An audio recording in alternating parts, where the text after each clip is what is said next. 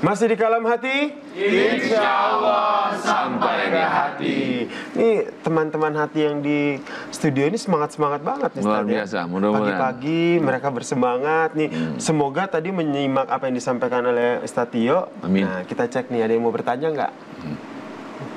Waduh, banyak Banyak juga ya. Kita berikan kesempatan dulu kepada Sister Said di sini. Siapa yang ingin bertanya?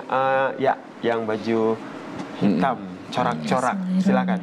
Assalamualaikum warahmatullahi wabarakatuh. Waalaikumsalam warahmatullahi wabarakatuh. Nama saya Feby dari Universitas Mercu Buana.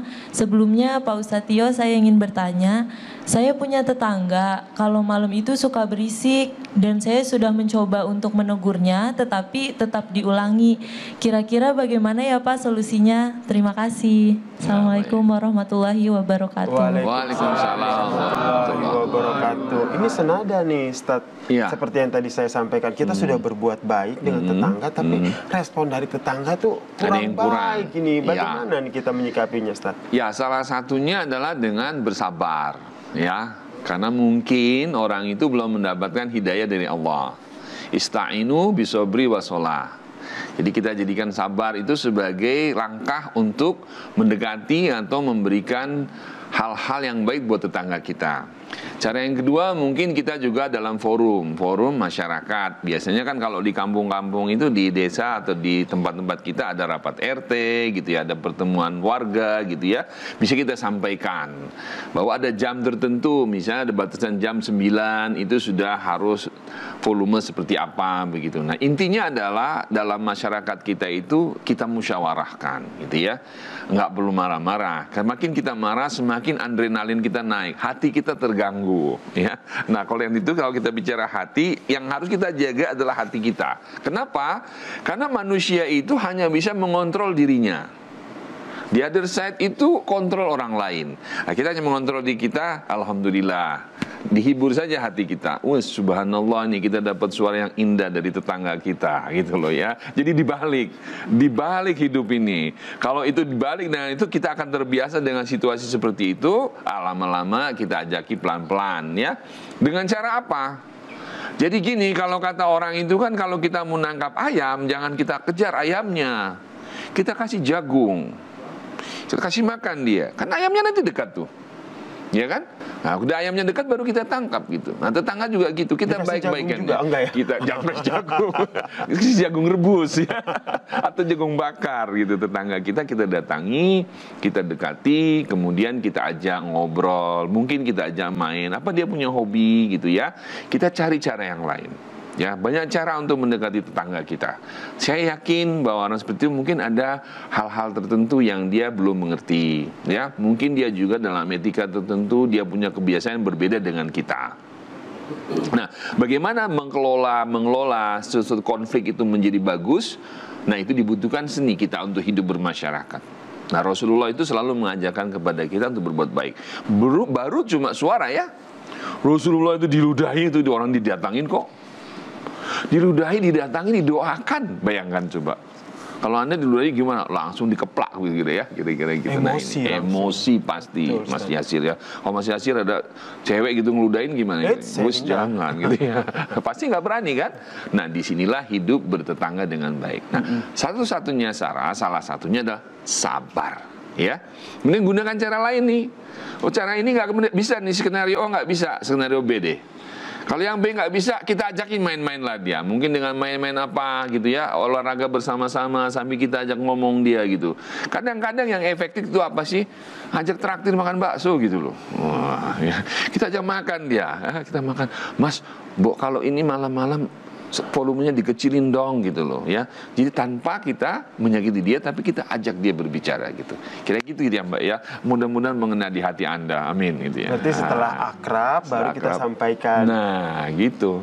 Ada cara itu. Banyak cara. Ya? Banyak cara dalam bermasyarakat itu sendiri. Kalau seandainya itu terkait dengan tetangga di dekat kita, tapi ada beberapa tetangga yang memang susah untuk diajak untuk berkomunikasi, susah. Berbagai cara yang tadi Ustaz sampaikan itu sudah dilakukan. baik tidak kita memilih untuk menghindar, aduh kayaknya memang, aduh gue nggak cocok nih sama dia nih, daripada gue berdosa, gue ngindar aja deh. Itu sebenarnya boleh nggak sih? Boleh, langkah terakhir. Bagaimana? Langkah terakhir hijrah. Ya, langkah terakhir itu memang hijrah. Jadi kalau kita ingin membentuk suatu lingkungan, maka kita juga harus berpikir bahwa ketika kita mau masuk di lingkungan itu, kita harus tanya-tanya juga ya, bahwa lingkungan itu tetangga kita itu orangnya fine-fine aja apa enggak gitu ya. Kalau misalnya kita sudah menyatakan, wah lingkungan ini nggak cocok sama saya, ya apa boleh buat, kita harus menghindar gitu loh. Hijrah namanya ya. Ada hijrah hati, ada hijrah fisik.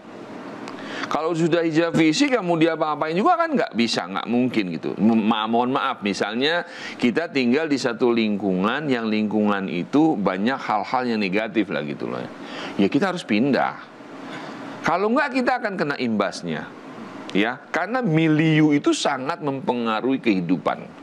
Coba deh, kalian sekarang coba survei di terminal. Kira-kira orang yang ada di terminal itu ngomongnya teriak-teriak kenceng apa enggak? Pasti kenceng, ya kan? Gayanya juga berbeda begitu kan? Coba kalau kalian datang ke pesantren, apa yang terjadi? Santun-santun, orangnya nunduk-nunduk, tawadu, ya sopan-sopan gitu. Nah, lingkungan itu mempengaruhi kita. Maka ketika kita mau cari tetangga, upayakan supaya tetangga kita itu juga tetangga yang bertakwa kepada Allah, gitu loh. Ya, maka lingkungan itu penting kan, dibuat dengan baik gitu loh. Itu yang paling penting buat kita. Jadi Mas Yasi, jadi kalau kita mau lihat kayak gitu, ya kita boleh hijrah. Tapi itu langkah terakhir, gitu ya. Kalau sudah nggak bisa lagi, ya terpaksa harus pindah kita.